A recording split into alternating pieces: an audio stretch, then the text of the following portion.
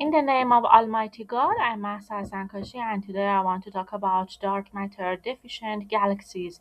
In 2018, Van Dockum and his colleagues, based on the reference 11, claimed that the ultra diffuse galaxy NGC 1052 DF2, close to the giant elliptical NGC 1052, contains little or no dark matter. Its stellar mass is evaluated at 2 multiplied by 10 to the power of 8 m, while its total mass is estimated using the velocities of an unusual population of globular clusters as tracers at less than a factor of 2 larger. This is a very surprising value for galaxies of this kind, which typically have a mass to light ratio of several hundreds. The results and the uncertainties have been closely scrutinized. For example, whether the distance is really 20 mpc if the galaxy is closer, then its infrared stellar mass would go down significantly and the mass to light ratio would increase. In 2019, the same group discovered NGC 1052 DF4 in the same system, which had the same properties. The interpretation of these results, if they are confirmed, and their impact on the dark matter paradigm have been debated. These galaxies could be explained away as just statistical outliers or as a result of a peculiar evolution that deprived them of their dark matter content. For example, tidal stripping by a massive neighboring galaxy or bullet dwarf collision events, similar in spirit to the bullet cluster discussed in section 1.2.1. In any case, it is fair to say that their existence poses a challenge to the standard theories of small galaxy formation. Some numerical simulations have not found any evidence of such galaxies in their results, while others have shown that the small dark matter deprived galaxies with the appropriate characteristics do form, thanks to close encounters with a massive host based on the reference 11. Furthermore, these results would put stress on theories that use modifications of gravity rather than the dark matter to explain rotation curves. See section 11.3. Since in these theories, one should always detect a modification of gravity in presence of ordinary matter at large enough distances. So the next chapter is 1.2 on MIDI clusters of galaxies. Fritz Zwicky is usually credited as having been the first person to lucidly claim the evidence for dark matter, Dunkel matters, in 1933.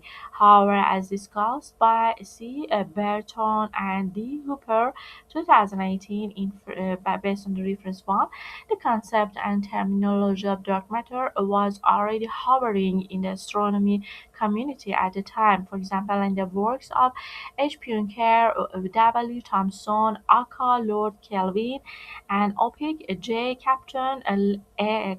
Lundmark, and J. Oort, as well as Smith Swicky's work is, however, historically important as well as particularly simple in retrospect, hence worth reviewing.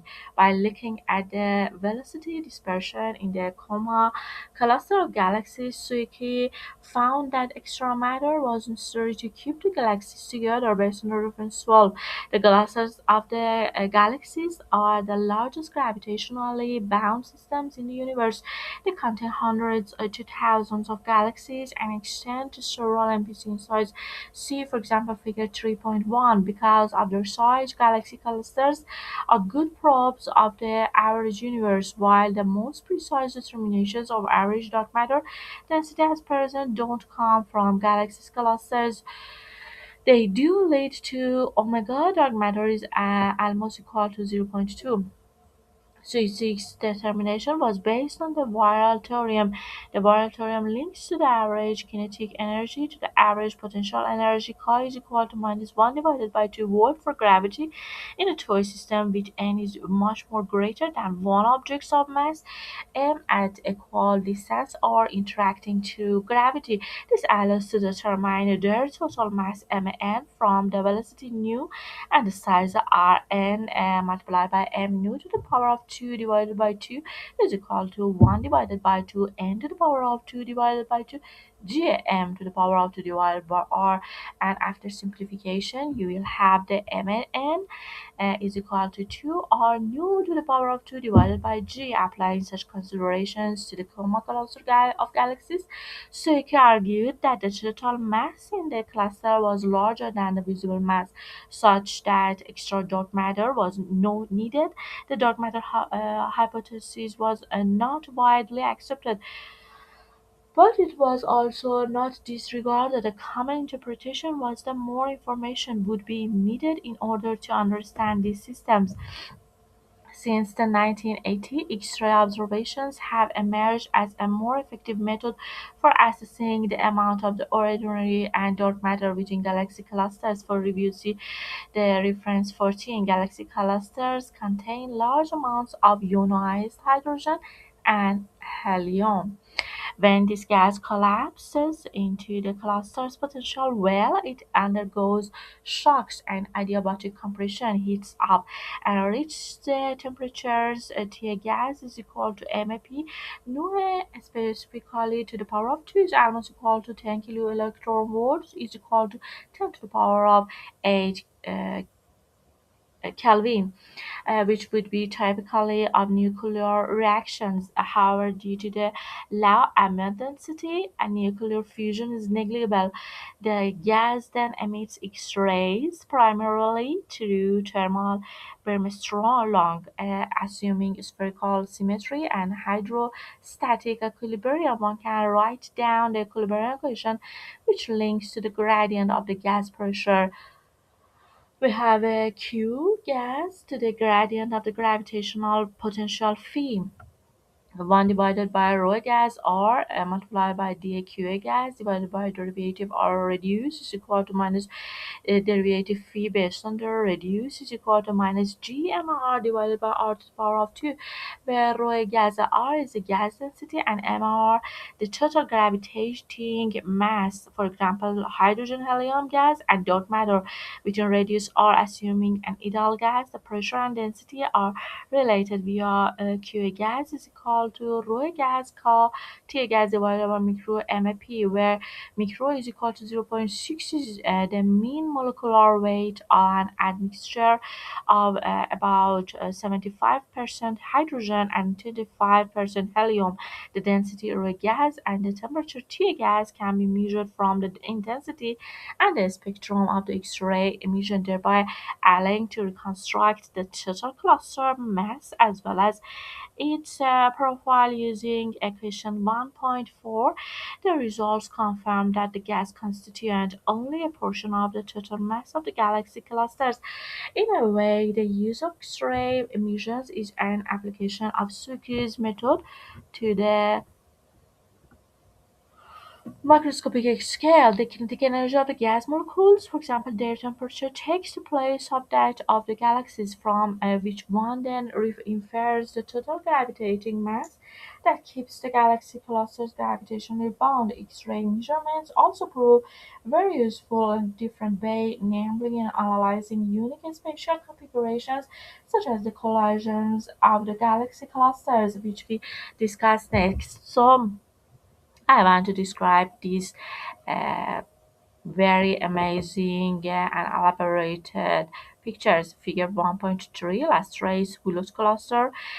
This is a really bullet cluster, the collision of a pair of clusters of galaxies and gases with the colored map representing the X-ray image of the hot baryonic gas.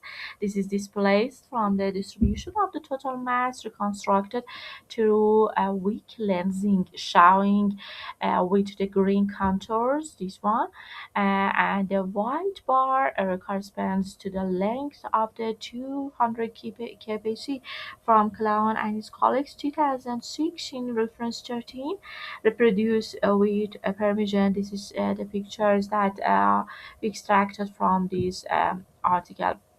So thank you so much for watching my tutorial video until the end. The next chapter would be very amazing 1.2.1 weak gravitational lensing. It is the bullet cluster and cosmic shear. So if there's any simulation for this type of literature, you can find it from my github.com/masterscript, github.com/codescript, and github.com/saproscript.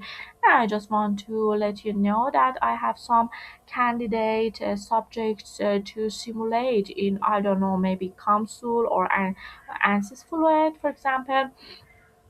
I want to talk about a little about the Barmstrong, and also talking something about these bullet clusters of the galaxies and some sort of these gathering of gas around each other and colliding to each other.